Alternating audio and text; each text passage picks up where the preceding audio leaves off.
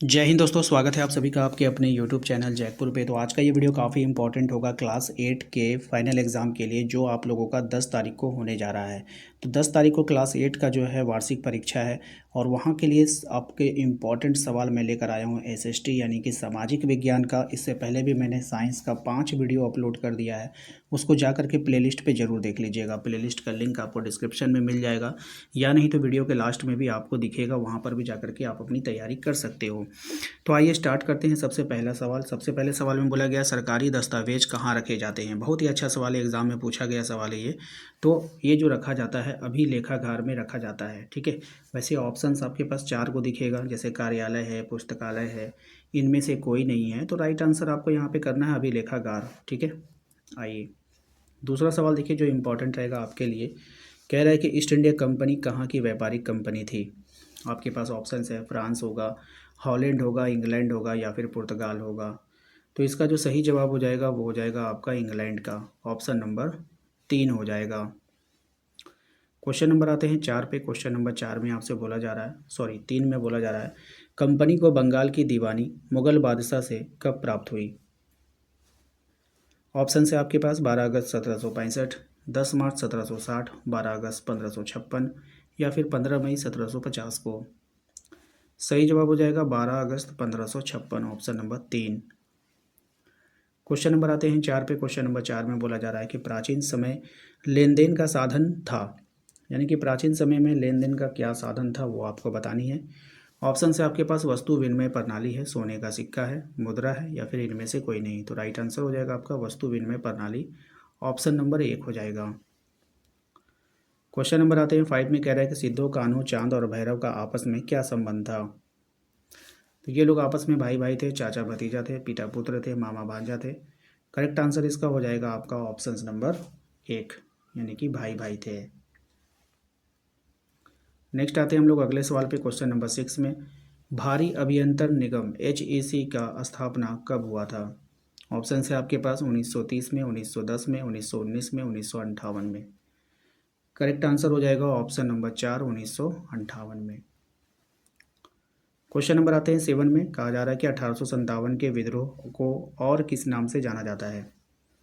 तो 1857 का जो विद्रोह है, इसको और जो हम लोग जानते हैं, राष्ट्रीय आंदोलन, सिपाही विद्रोह, स्वतंत्रता संघर्ष, बस्तर विद्रोही। तो इसका जो राइट आंसर हो जाएगा वो हो जाएगा सब सिपाही विद्रोह, ऑप्शन नंबर 2। क्वेश्चन नंबर आते हैं 8 पे। क्वेश्चन नंबर 8 में कहा जा रहा है कि कलकत्ता में मदरसा की स्थापना किसने की।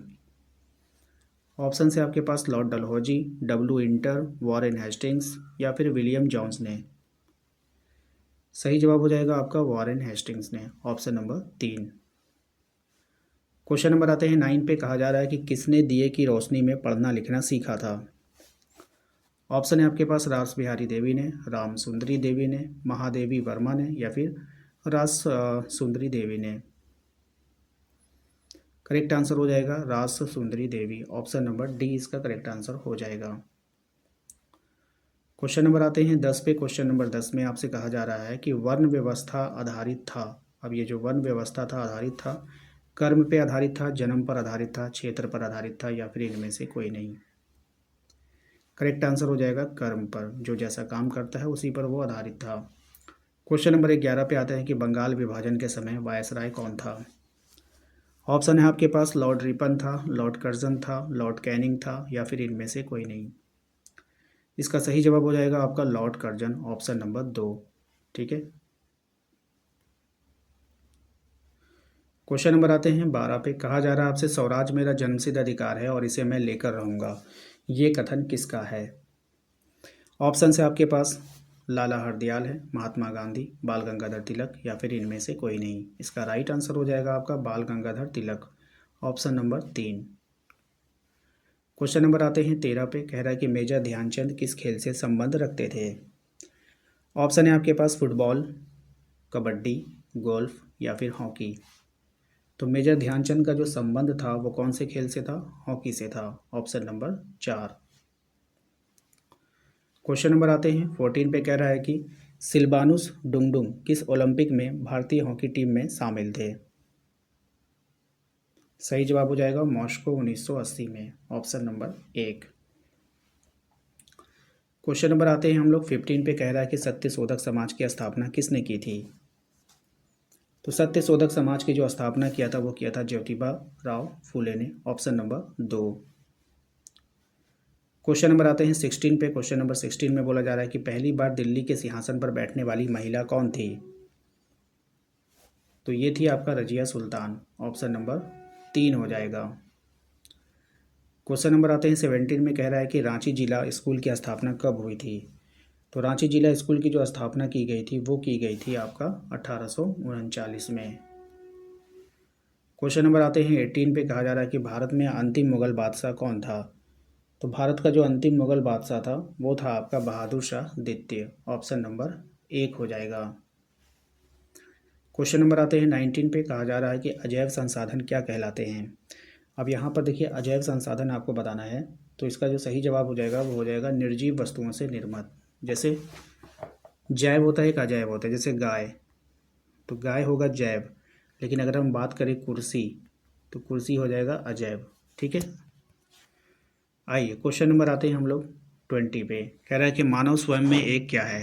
अब ये जो मानव होता है वो स्वयं में क्या होता है? एक संसाधन होता है, ऑप्शन नंबर 2 हो जाएगा इसका करेक्ट आंसर। नेक्स्ट आते हैं क्वेश्चन नंबर 21 में। कह रहा है आपसे निम्नलिखित में से कौन सा कारक मृदा निर्माण का कारण नहीं है?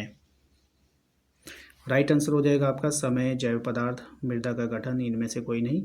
तो देखिए यहाँ पर जो इसका सही जवाब होने वाला है वो हो जाएगा ऑप्शन नंबर डी, इनमें से कोई नहीं हो जाएगा।